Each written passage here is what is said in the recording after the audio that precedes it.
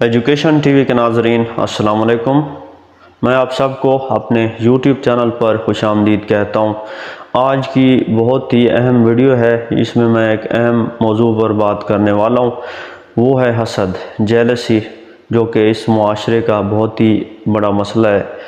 ہم جب دیکھتے ہیں دوسروں کو ترقی کرتے ہوئے، آگے بڑھتے ہوئے، اور اگر ہم میں فیلنگز پیدا ہو جائیں، جلن پیدا ہو جائے، ہم میں فیلنگز آف جیلسی ہم میں پیدا ہو جائے، تو اس کو بولتے ہیں حسد۔ جب ہم لوگوں سے جلتے ہیں، ان کی ترقی کو دیکھ نہیں سکتے، ان کو کامیاب ہوتا دیکھ نہیں سکتے، تو اس کا مطلب یہ ہوتا ہے کہ ہم حسد کر رہے ہوتے ہیں۔ احادیث میں ملتا ہے کہ حسد انسان کو بہت نقصان پہنچاتا ہے، حسد انسان کو ایسے ہی کھا جاتا ہے، حسد نیکیوں کو ایسے ہی کھاتا ہے جس طرح کہ آگ لکڑی کو کھا جاتی ہے۔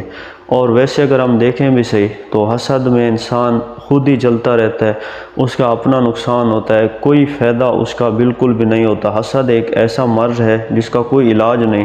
حاسد ہمیشہ غمگین رہتا ہے، کیونکہ جب وہ دوسروں کی خوشی دیکھتا ہے تو وہ اس کو برداشت نہیں کر سکتا۔ جب وہ دوسروں کی خوشی برداشت نہیں کر سکتا تو اس بات کا مطلب یہ ہوتا ہے کہ وہ خود خوشی سے محروم ہو رہا ہے۔ اس لیے ہمیں کوشش کرتے رہنا چاہیے کہ ہم کبھی بھی کسی سے حسد نہ کریں، کیونکہ حسد کرنے کا مطلب ہے اپنے آپ کو پریشانی میں ڈالنا، اپنے آپ کو بے سکونی میں ڈالنا اور اپنی زندگی برباد کرنا۔ تو ہمیشہ خوش رہیں اور دعا کریں کہ اللہ تعالی ہم سب کو اس بیماری سے بچائے۔ آمین۔